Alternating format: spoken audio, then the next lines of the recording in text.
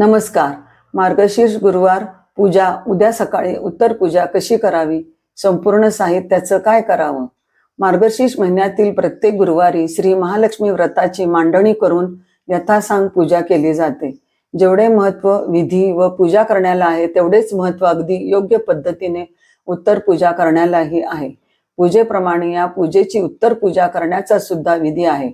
आपण ही पूजा गुरुवारी मांडतो, तर याची उत्तर पूजा शुक्रवारी सकाळी करायची असते. गुरुवारी केलेली पूजा दुसऱ्या दिवशी शुक्रवारी सकाळी उचलायची असते. योग्य पद्धतीने उत्तर पूजा करून साहित्याचं काय काय करायचं आहे हे मी तुम्हाला आजच्या व्हिडिओमध्ये दाखवणार आहे. तर व्हिडिओ अगदी शेवटपर्यंत पहा. जरी आपण योग्य पद्धतीने पूजा केली असेल तर योग्य पद्धतीने त्याची उत्तर पूजाही व्हायलाच हवी, तरच आपल्याला या पूजेचं संपूर्ण फळ मिळतं. तर ही उत्तर पूजा कशी करायची हे पाहण्यासाठी हा व्हिडिओ शेवटपर्यंत नक्की पहा. पण त्याआधी तुम्ही आपल्या चॅनेलवरती नवीन असाल तर चॅनेलला नक्की सबस्क्राईब करा. लगेच त्याच्या व्हिडिओला सुरुवात करूया. तर शुक्रवारी सकाळी लवकर उठून स्वच्छ आंघोळ करून आपण ज्या ठिकाणी पूजा मांडली आहे तर त्या ठिकाणी यायचं आहे.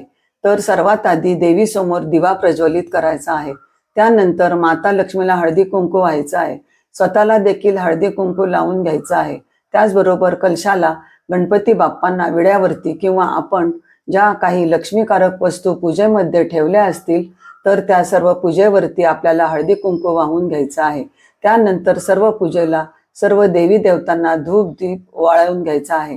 तर यावेळी तुम्ही महालक्ष्मीची आरती सुद्धा करू शकता किंवा फक्त धूप दीप अगरबत्ती ओवाळली तरी चालेल. त्यानंतर देवीला नैवेद्य दाखवायचा आहे. तर या ठिकाणी तुम्ही नैवेद्यासाठी जर खीर किंवा शिरा बनवला असेल तर तो ठेवू शकता. त्याचाही नैवेद्य तुम्ही या दिवशी दाखवू शकता किंवा नसेल तर मग साधी साखर किंवा दूध साखरेचा नैवेद्य दाखवला तरी देखील चालेल. दूध साखरेचा नैवेद्य सुद्धा माता लक्ष्मीला अतिशय प्रिय आहे, त्यामुळे तुम्ही दूध साखरेचा नैवेद्य सुद्धा दाखवू शकता.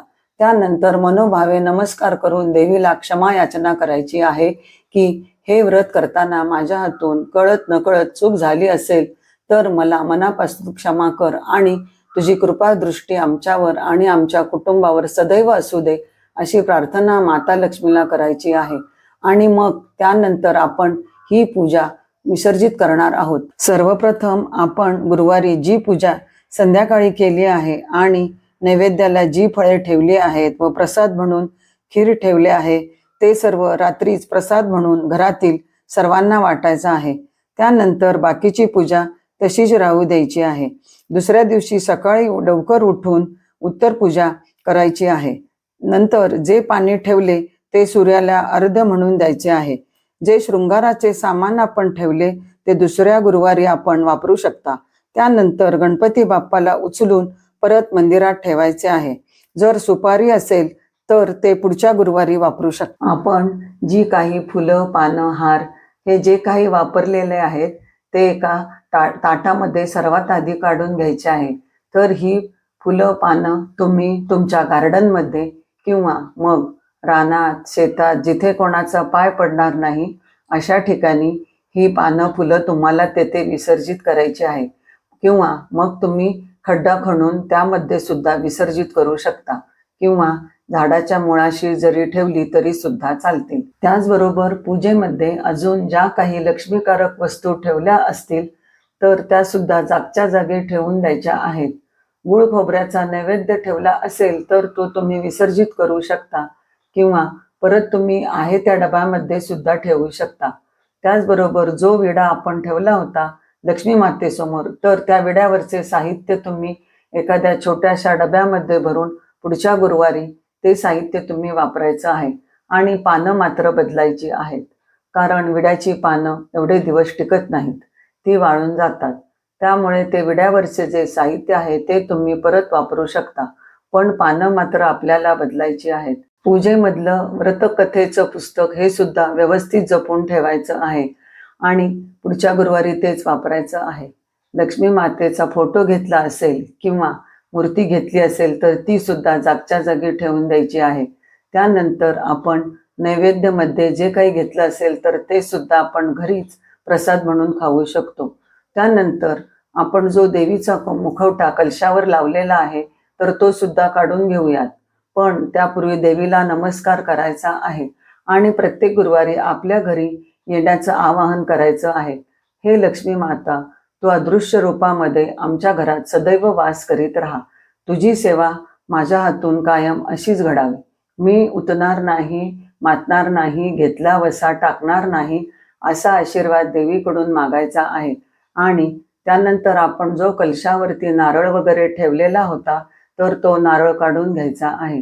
मुखवटा देखील आपण काढून घ्यायचा आहे आणि हा नारळ मुखवटा आपण पुढच्या गुरुवारी सुद्धा तोच वापरायचा आहे.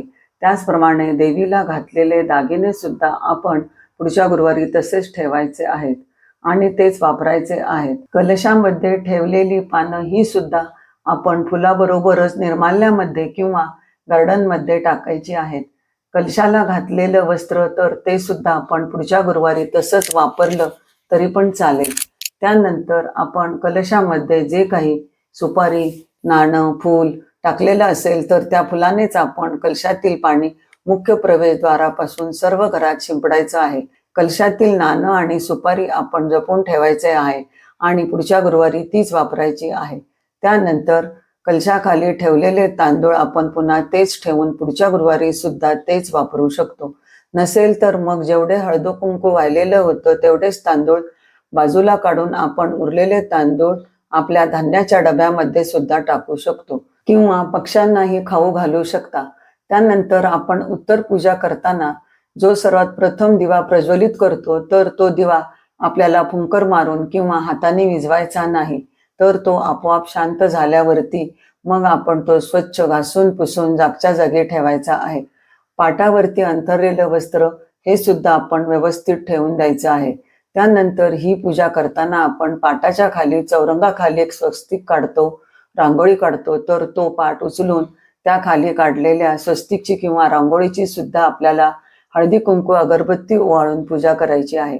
तुमच्या मनात एखादी इच्छा असेल तर ती बोलून दाखवायची आहे. ती पूर्ण करण्याचा आशीर्वाद वास्तूला मागायचा आहे आणि मग मनोभावे नमस्कार करायचा आहे. तर अशा रीतीने आजच्या व्हिडिओमध्ये मी तुम्हाला योग्य पद्धतीने उत्तर पूजा कशी करायची हे सांगितले आहे. जर तुम्हाला व्हिडिओ आवडला असल्यास लाईक करा आणि चॅनलला सबस्क्राईब करा.